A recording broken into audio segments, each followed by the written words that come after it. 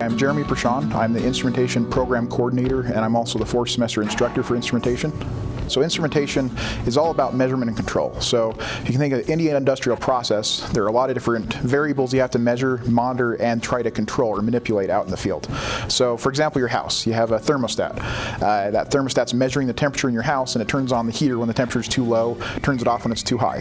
That's an example of a very basic process control or instrumentation type system. So what we do is in more sophisticated systems like say a boiler or a powerhouse or a manufacturing process, we instrument those, so we add measurement devices like your thermostat, and we use those to try to monitor the process, feed it into a controller, and open valves, turn on pumps, and that sort of thing to try to maintain the normal plant operations and make that efficient and keep those productions going. So the instrumentation, I guess, is set apart in my mind for a couple different things. It's a lucrative career, so there's a lot of career opportunities out there. Almost any community has some sort of industrial facilities, things like water, wastewater, chemical processing, power plants, just any industrial plant you can think of that employs instrumentation technicians.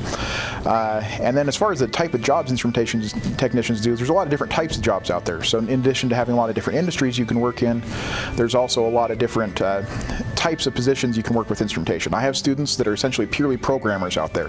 I have also other students that kind of work in sort of a quasi-engineering role where they're sort of engineering all but title without the engineering degree. And I also have students that are out there as like technicians, maybe just doing straight calibration all day, or maybe they're doing maintenance in a plant, or some of them are even hired as kind of like mechanical / instrumentation technicians where they're given keys of a truck and 200 miles worth of pipeline and told, you take care of this. They get to work outdoors. So there's a lot of different types of jobs you can work, even just using that same degree.